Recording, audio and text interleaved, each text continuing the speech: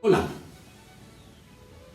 voy a presentarles a continuación la primera novela filosófica para niños que escribí.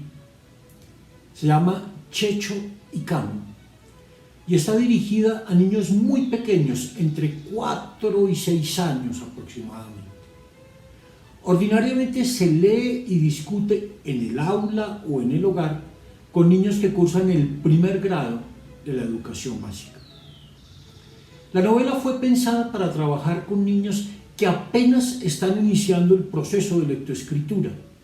Quiere apoyar ese proceso de lectoescritura y además servirse de esa circunstancia para ir introduciendo a los niños en la filosofía. Presentaré a continuación las principales características de la novela, así como sus personajes centrales y los temas filosóficos básicos que se pueden trabajar a partir de ella. Culminaré explicando cómo se compuso la novela y cómo se puede trabajar con ella en el aula de clase o incluso en el propio hogar. Debo advertir que lo que presentaré es solo una introducción al texto. Diría que es algo así como una invitación a su lectura. Por lo tanto, lo que diré no sustituye de forma alguna la experiencia de leer el relato. Sobre todo, si ello se hace en compañía de un niño que está dispuesto a hacerse preguntas semejantes a las que les interesan a Checho y Cami. Checho y Cami es una novela corta. Son solo 20 episodios, también bastante cortos. Ninguno de ellos tiene más de 3 páginas y pocos más de 2. Está escrita en letra grande y con espacios amplios entre los párrafos. Fue compuesta con base en párrafos cortos. Sus frases también son cortas y están separadas por muchos puntos seguidos y puntos aparte. Todo esto porque ello favorece la comprensión de lo leído por parte de niños que apenas se están iniciando en la lectura. El niño no maneja todavía estructuras lingüísticas muy grandes o demasiado complejas, como las que solemos usar en los textos escritos para adultos. El niño maneja oraciones básicas, y la oración es la unidad básica de significado. Como bien lo sabemos, una oración es una unidad de habla con sentido completo. Pues en una oración se dice algo, un predicado, de algo, un sujeto. En buena parte, la filosofía empieza en el momento en que empezamos a explorar la relación que existe entre un sujeto y un predicado en el marco de una oración. La frase corta, la oración básica, es un buen punto de partida para el ejercicio del filosofar con los niños y las niñas. Por ello, iniciar a los niños en el filosofar empieza por ayudarles a que se hagan conscientes de lo que contienen sus actos de habla más elementales. Y eso es lo que en buena medida se consigue cuando se va leyendo y discutiendo con ellos un texto como este. ¿Quiénes son los niños protagonistas de esta novela? Son 2 niños, un niño y una niña. Esto es muy importante, porque un tema fundamental de la novela es la relación entre niños y niñas, y para tratarlo son fundamentales las 2 perspectivas, la del hombre y la de la mujer. Pero Checho y Cami, además de protagonistas, son los narradores de la historia. En unos momentos narra Checho, en otros lo hace Cami, y en otros momentos no se sabe quién narra, pero podría serlo cualquiera de los 2. Pero además interactúan entre ellos y con otros niños. Interactúan con los amiguitos con los que juegan, interactúan con los familiares, con los profesores y con otras personas. Hay diálogos de Cami con su mamá o de Checho con sus padres. Hay conversaciones en la mesa del comedor en la familia de Chechi. de Checho, o relatos de cómo interactúan entre sí en el momento del juego. Hay pues muy diversas interacciones de unos niños con otros, de niños con adultos, interacciones en grupo de diversos tipos, pero siempre la historia se va narrando a través de las voces y perspectivas de dos niños, Checho y Cami. Y lo más importante de todo, se trata de interacciones siempre reflexivas. No solo se relatan acontecimientos, sino que Checho y Cami nos cuentan lo que pasa por su mente, nos comparten sus actos mentales, sus preguntas, dudas e inquietudes, y con ello nos invitan a pensar filosóficamente. Que haya dos narradores es una forma de lograr que los niños hagan una lectura más atenta, identificando en cada caso específico quién les está hablando, pero también una estrategia para que tengan desde el comienzo las perspectivas masculina y femenina en la apreciación de las cosas, además de un testimonio específico de que en una comunidad democrática los niños y niñas, los hombres y las mujeres tienen los mismos derechos, deben tener las mismas oportunidades y pueden sobre todo enriquecerse de la convivencia con otros en su diferencia. ¿Cuáles son los principales temas filosóficos de esta novela? Hay muchos, pero me limitaré a los básicos. El primero de ellos es el juego, y ello porque se trata de la actividad básica de la vida del niño. El juego es como el trabajo del niño, en el sentido de que es la actividad a la que más y mejor tiempo dedica y en la que mejor expresa su ser. A partir del juego, el niño entra en relación directa con el mundo y aprende muchas cosas. Es importante entonces que el niño reflexione sobre el sentido que tiene una actividad tan esencial para su vida como esta, y que reflexione sobre el modo como practica el juego en su vida cotidiana. Esto le ayuda a tener una mayor autoconciencia de su actividad y le permite entenderse mejor a sí mismo. Como dijo un gran pensador alemán, el hombre solo es plenamente hombre cuando juega. En el episodio 6 de la novela, Checho, Cami y otros niños juegan a los aviones, pero cada uno lo hace de un modo diferente. Cami reflexiona allí sobre los diversos sentidos que puede tener la actividad de jugar. Otro tema central son las preguntas. Checho y Cami se hacen muchas preguntas y no son gratuitas. Son preguntas que surgen de su experiencia diaria, de su interacción con la naturaleza y con otras personas. Muchas partes de la novela contienen reconstrucciones de preguntas hechas por niños y niñas de diversas edades que yo mismo fui recogiendo a lo largo de años. Bien porque me las plantearon ellos a mí o a algunos amigos y profesores. Algunas de las preguntas y de las historias que allí se relatan son fruto del diálogo con mis hijos o con niños de la vereda en que viví por muchos años. Checho y Cami se preguntan además qué hace que una pregunta sea tonta o inteligente y ensayan sus propias respuestas. Hay un tema que a algunos les puede parecer extraño: el movimiento. Los niños necesitan moverse, desplegarse en el espacio, no solo para desarrollar su cuerpo y sus sentidos, sino también para pensar. No es un tema menor. Los adultos solemos creer que para pensar debemos quedarnos quietos, detener la actividad.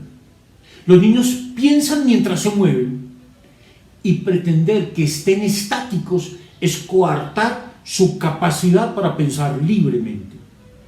Su pensamiento es indesligable de la actividad física, de sus movimientos corporales. Eso es algo que nos enseña de un modo muy bello Checho en los episodios 7 y 8 de la novela. Un cuarto tema fundamental en la novela es el pensamiento.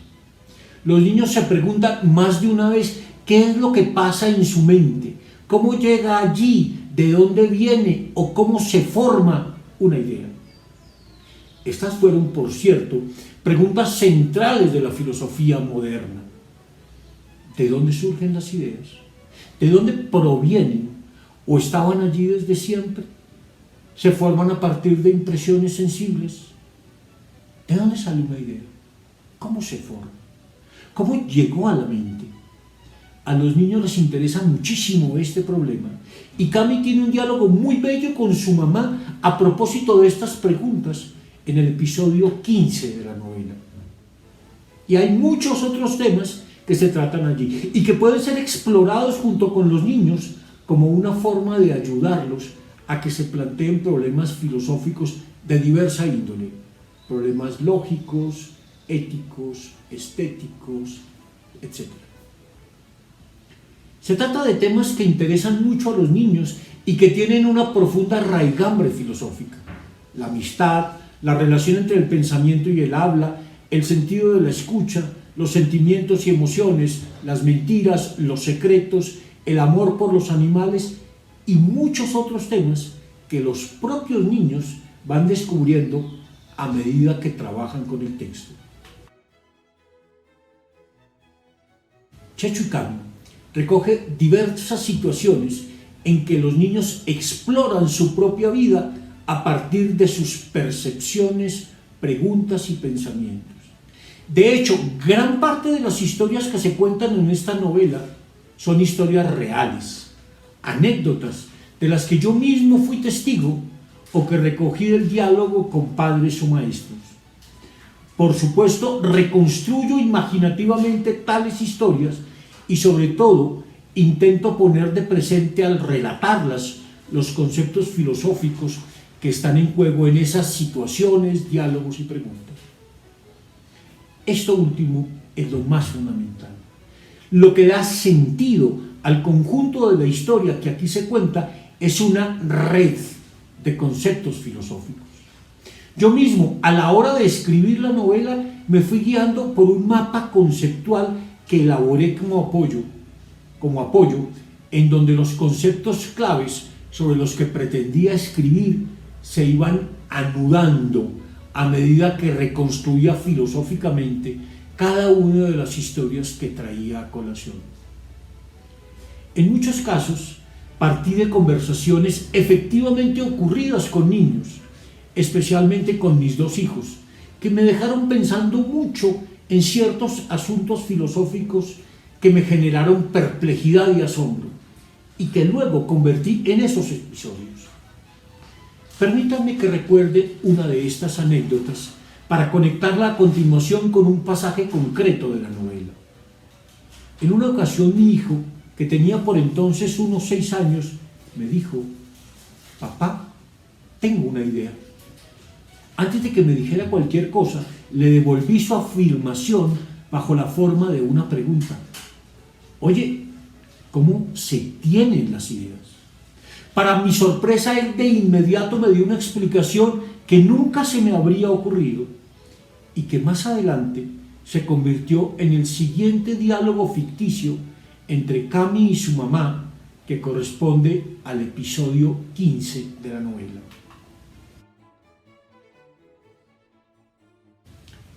«Espera, mamá, estoy pensando». «¿Sí?